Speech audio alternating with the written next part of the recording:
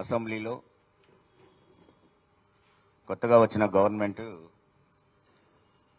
Budget ప్రవేశపెట్టింది. అది పూర్తి బడ్జెట్ కాకుండా ఓట్ ఆన్ అకౌంట్ బడ్జెట్ ప్రవేశపెట్టారు. ఈ బడ్జెట్ అనగానే ప్రజలలో ఒక ఆసక్తి ఉంటుంది. అంటే రాబోయే కాలంలో పాలన కానీ ప్రజల సంక్షేమం కానీ ఎలా ఉండబోతుంది అని ఒక ఆసక్తి నెలకొల్తుంది. ఆ ఆసక్తిని కనుక చూస్తే ప్రధానంగా బడ్జెట్లో బీసీలకు తీవ్ర అన్యాయం జరిగింది. బీసీలు అనగానే సుమారు 55% మంది, అంటే అబౌవ్ 50%. అబౌవ్ 50% ప్రజలకు 55% ప్రజలకు అన్యాయం జరిగిందని స్పష్టంగా బడ్జెట్లో కనపడుతూ ఉంది. జనరల్గా ఈ బడ్జెట్ని కనుక చూసినట్టయితే ఇంట్లో భార్యాభర్తలు వేసుకునే బడ్జెటే చాలా బాగుంటుందేమో అనిపించింది దీనికంటే, ఆ సంవత్సరానికి బడ్జెట్ అని చూసుకుంటే. కానీ అది కూడా వీళ్ళలో కనపడలేదు, ఆ ఎక్స్పీరియన్స్ కూడా కనపడలేదు. ఒక గందరగోళమైన బడ్జెట్ని తీసుకొచ్చి పెట్టారు.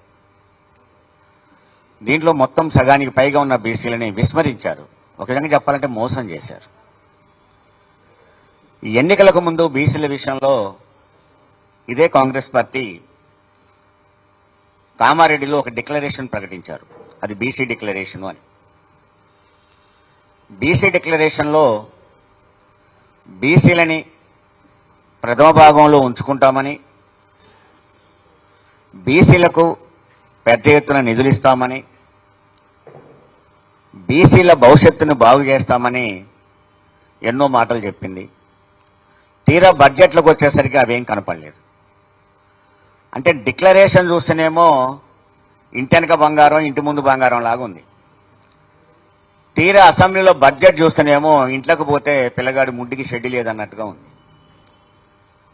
డిక్లరేషన్ ఏమో కొండంత అవుతుంది, ఆచరణకు వచ్చేసరికి రవంత కూడా రావడం లేదు. మరి రేవంత్ రెడ్డి దాన్ని రవంత చేస్తే బాగుంటుంది అనుకున్నాడేమో తెలియదు. కానీ బట్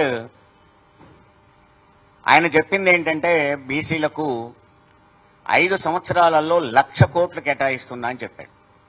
బీసీ డిక్లరేషన్ క్లియర్గా 5 సంవత్సరాల్లో 1,00,000 కోట్లు కేటాయిస్తున్నామని. ఈరోజు కేటాయించింది ఎంత అంటే 8,000 కోట్లు. మరి 5 సంవత్సరాల్లో అది అయ్యేది ఎంత అంటే 40,000 కోట్లు. మరి మిగతా 60,000 కోట్ల రూపాయలు ఏం చేస్తావని నేను గవర్నమెంట్ అడుగుతున్నా. ఆ 60,000 కోట్ల రూపాయలని ఏ రూపంలో ఇస్తావు, ఎప్పుడు ఇస్తావు, ఎలా ఇస్తావు అనేదాన్ని స్పష్టంగా మనం ప్రశ్నించాల్సి ఉన్నది. అంటే 60,000 కోట్ల రూపాయలని ఆయన మోసం చేశాడు. 1,00,000 కోట్లుగా ప్రకటించి 40 కోట్లుగా ఇస్తున్నాడు. సంవత్సరానికి 20,000 కోట్ల రూపాయలని చెప్పి 8,000 కోట్ల రూపాయలు కేటాయించాడు. ఈ 8,000 కోట్ల రూపాయలు కూడా సంవత్సరానికి సంబంధించింది. ఓట్ ఆన్ అకౌంట్ బడ్జెట్ కాబట్టి దీన్ని 2,660 కోట్లుగా కుదించారు. 2,660 కోట్లు ఈ ఓట్ ఆన్ అకౌంట్ బడ్జెట్లో పెట్టి సంవత్సరానికి 8,000 కోట్ల రూపాయలని చెప్పి మిగతా 12,000 కోట్ల రూపాయలు ఎగవేసే కార్యక్రమాన్ని స్పష్టంగా దీంట్లో కనపడింది అనేది మేము ముందుకు చెప్పే. అంటే బడ్జెట్లో కేటాయింపుల్లో నిధుల్లో తీవ్రమైన మోసం చేశాడు. ఇది బీసీలని మరి ఆయన తెలివి తక్కువ వాళ్ళు అనుకుంటున్నాడో, బీసీలందరూ పనికిమాని వాళ్ళు అనుకుంటున్నాడో, లేదా బీసీలని మొదటి నుంచి రేవంత్ రెడ్డికి బీసీలంటే వ్యతిరేకత కూడా స్పష్టంగా ఉంది. అది ఇందులో ప్రతిబింబించింది. ఆయన ఎక్కడికి వచ్చాడంటే అసలు బీసీలు దేనికి పనికిరారు, బీసీలని ఏమీ అనకూడదు, ఏం అవసరం లేదు అని చెప్పే రేవంత్ రెడ్డి నిధుల కాడికి వచ్చేసరికి స్పష్టంగా అదే పద్ధతిలో చేసేసి కేవలం 2,660 కోట్ల రూపాయలు కేటాయించి దీన్ని పప్పు అనుకో, బెల్లం అనుకో, కూర అనుకో, బువ్వు అనుకో, ఏదన్నా అనుకో, మీ డబ్బులు ఇవి. ఇది పద్మశాలీలకు అనుకో, లేకపోతే గొర్రెల మేకలకు అనుకో, లేకపోతే గౌడ్స్కి అనుకో, లేకపోతే కుమ్మర్లకు అనుకో, కమ్మర్లు అనుకో, ఎవరికనగా అనుకో, మొత్తం కలిపి నీకు 2,660 కోట్ల రూపాయలు కేటాయిస్తున్నా అని చెప్పి వదిలిపెట్టేశాడు. ఇది బీసీల పరిస్థితి. ఇంత దౌర్భాగ్యమైన కేటాయింపులు నేను అనుకుంటా ఏ ప్రభుత్వం చేయదేమో అనుకుంటున్నా నేను. దీంట్లో స్పష్టంగా ఆయన డిక్లరేషన్ కనుక మనం చూసినట్టయితే 1,00,000 కోట్లు అని చెప్పాడు, 40,000 కోట్ల రూపాయలు తీసుకొచ్చాడు.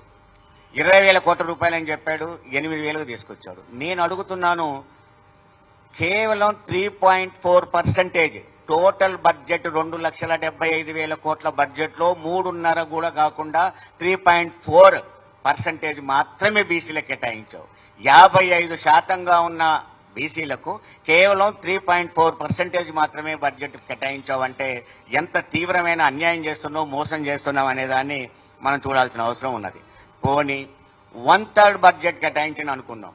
20,000 కోట్ల రూపాయలు ఓటాన్ అకౌంట్ కు 1/3 బడ్జెటే కనుక అన్నిటిలాగానే దీనికి కూడా కేటాయించడం అనుకున్నా 6,500 కోట్లు కేటాయించాలి. కానీ అందులో కేటాయించినందుకు 2,660 కోట్లు. ఇది బడ్జెట్ లో తీవ్రంగా మీద కేటాయింపులు చేసిన అన్యాయం. ఇక రెండోది ఏంటి, ఒక్కొక్కటి మనం చూసినట్టయితే బడ్జెట్ లో ప్రతిబింబించింది, బడ్జెట్ లో పెట్టింది మాత్రమే ఆచరణలో వస్తుందని నమ్ముతాం. నువ్వు ఏ హామీ ఇచ్చినా ఆ హామీ నెరవేరుతుంది అని అనుకోవాలంటే ఆ హామీకి సరిపడా బడ్జెట్ నువ్వు బడ్జెట్ లో కేటాయించాలి. బడ్జెట్ లో కేటాయింపు లేదు అంటే ఆ హామీని ఎగవేస్తున్నామని స్పష్టంగా మనకు అర్థమవుతుంది. అతను చెప్పింది ఏంటి, కుల జనగణనని 6 నెలల్లో బీసీ కమిషన్ నివేదిక తెచ్చుకొని నేను రిజర్వేషన్లు పెంచుతా అన్నావు. 6 నెలలని, ఇప్పటికి 2 నెలలు దాటిపోయింది, 3 నెలలు నడుస్తూ ఉంది.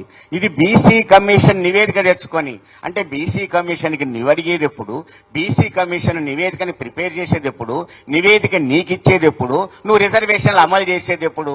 అంటే నేను కొత్తగా వచ్చే స్థానిక సంస్థలలోనే నేను 42% రిజర్వేషన్ నేను అమలు చేస్తా అని చెప్పావు. మరి దీని జనగణన కాడికి వచ్చేసరికినేమో బీసీ కమిషన్ నివేదిక అన్నావు. అసలు నివేదిక అనేది ఎప్పుడు ఇవ్వాలి, నువ్వెప్పుడు చేయాలి? అంటే స్థానిక సంస్థలలో రిజర్వేషన్ ఇవ్వడాన్ని ఎగవేసినట్టు స్పష్టంగా కనపడుతూ ఉంది. కానీ దీన్ని ప్రజలకు ఖచ్చితంగా బీసీలకు నువ్వు మోసం చేయడమే. లేదు అంటే కుల జనగణనకు ఎప్పుడో నువ్వు ఆదేశించేవాడివి, లేదు ఆ ఖర్చును కూడా నువ్వు బడ్జెట్ లో పెట్టేవాడివి, స్పెసిఫిక్ గా పెట్టేవాడివి. అలా కాకుండా నువ్వు రిజర్వేషన్లని ఎగ్గొట్టే పైన చేస్తున్నాడు అనేది మనకు కొత్త కనపడుతూ ఉంది. రెండోది ఏంటి, ఆయన ఇచ్చిన హామీలలో రిజర్వేషన్లు స్పష్టంగా చెప్పాడు. ఏంటి అంటే రిజర్వేషన్లలో కన్స్ట్రక్షన్స్ కి, అట్లాగే మెయింటెనెన్స్ కాంట్రాక్టర్లకి, ఇవన్నిటి కూడా బీసీల రిజర్వేషన్ ని నేను ఇదే 42% కేటాయిస్తా అని చెప్పాడు. మరి దాని కాడికి వచ్చేసరికి ఈ మధ్య కాలంలోనే టెండర్లు కూడా పిలిచావు. మరి ఆ టెండర్లలో రిజర్వేషన్లు ఏంటి అంటే బీసీ డిక్లరేషన్ అనే దాన్ని ఒక తూర్చి పడేసే టిష్యూ పేపర్ లాగా అనుకుంటున్నావా? నిజంగానే బీసీ డిక్లరేషన్ ని కొంతమంది మనం ఏమనుకుంటామంటే మేనిఫెస్టోని ఇదే ఖురాన్ అనుకో, ఇదే బైబిల్ అనుకో, లేకపోతే ఇదే భగవద్గీత అనుకోనో చెప్తారు. కానీ దీన్ని మొత్తాన్ని కూడా నీవిచ్చిన డిక్లరేషన్ ఒక టిష్యూ పేపర్ లాగా బయటపడేసావు తప్ప దానికి ఏ వాల్యూని ఇవ్వలేదు అనేది స్పష్టంగా కనపడుతూ ఉన్నది. దీన్ని ఆ విధంగా కూడా ఇవ్వలేదు. రెండోది ఏంటి, జ్యోతిరావు పూలేని జ్యోతిరావు పూలే సప్లాన్ అని చెప్పి ఈ సప్లానికి కూడా ఫస్ట్ అసెంబ్లీ సెషన్లోనే చట్టబద్ధతతో నేను సప్లాన్ కేటాయిస్తాను, చట్టబద్ధ నిధులు కేటాయింపు ఉంటుంది అన్నాడు. అది ఫస్ట్ అసెంబ్లీ సెషన్ అని పదం వాడాడు డిక్లరేషన్ లో. మరి ఫస్ట్ అసెంబ్లీ సెషన్ పోయి ఇప్పుడు రెండో అసెంబ్లీ సెషన్ నడుస్తోంది, బడ్జెట్ సెషన్. ఈ బడ్జెట్ సెషన్ లో కూడా నువ్వు దానికి ఆ సప్లానికి స్పష్టమైన చట్టబద్ధ ఇవ్వడం కానీ లేదా దాని కేటాయింపులు కానీ దాంట్లో స్పష్టత లేదు అనేది మనకు కనపడుతూ ఉంది. అదేవిధంగా దాదాపు 118, 115 కులాలుగా అంటే ఉపకులాలుగా ఉన్న ఈ బీసీ కులాల్లో నుంచి బాగా వెనుకబడిన కులాలకు ఎంబీసీకి ఓ ప్రత్యేకమైన మంత్రిత్వ శాఖ పెడతానని కూడా ప్రకటించావు, దాని డెవలప్మెంట్ కోసం, వెల్ఫేర్ కోసం అని. అది కూడా నీవు చెప్పిన దాంట్లో ఎక్కడ కనపడలేదు.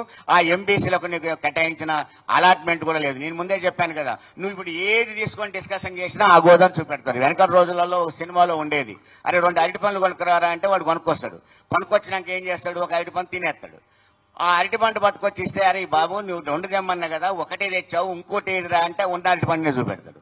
అది కాదురా నేను 2 ఇచ్చిన కదా, ఇంకోటి ఏదంటే మళ్ళీ అదే చూపెడతాడు. ఈ 2,666 కోట్లని ఏదైతుందో నువ్వు ఏ కులం అడిగినా, బీసీలో ఎవరు అడిగినా అదే 2,660 కోట్ల రూపాయలని చూపెట్టే పరిస్థితికి వస్తుంది తప్ప అదే లేదు. రెండో, ఆ మొత్తం బీసీలకు కులాల ప్రాతిపదికగా సొసైటీలు రిజిస్ట్రేషన్ చేసుకుని ఫండ్ కేటాయించినట్టుగా మొత్తం కులాలకు కూడా కార్పొరేషన్లు ఏర్పాటు చేస్తానని స్పష్టంగా ప్రకటించడం జరిగింది. మరి ఈ కార్పొరేషన్లు ఏర్పాటు చేస్తానన్నా, లేదు నువ్వు కుల జనగణనపై రిజర్వేషన్లు ఇస్తానన్నా, 20,000 కోట్ల రూపాయలు చేస్తానన్నా, కులాల వారిగా కూడా చిన్న 2-3 విషయాలు మీ దృష్టికి నేను తీసుకొస్తాను. కులాల వారిగా చూసినప్పుడైతే దీంట్లో కూడా ఒక మాట చెప్పాడు, దీంట్లో ఏంటి అంటే మన వాళ్ళు చాలా మంది ఇంకా విషయాలు మాట్లాడేది ఉంది కాబట్టి నేను వారి జోలికి పోను.